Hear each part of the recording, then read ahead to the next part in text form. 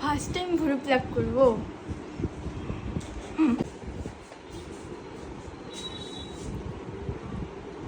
Normal করো এরকম।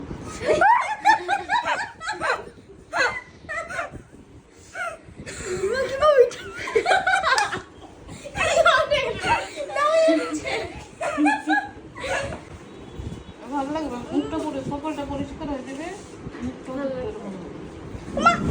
কিছু কি আর আমি কি করবে একটা টানলে নিচে টানলে দাঁত কিটমিট করে থাকবি। হ্যাঁ একটু শক্ত হয়ে থাকবে তবে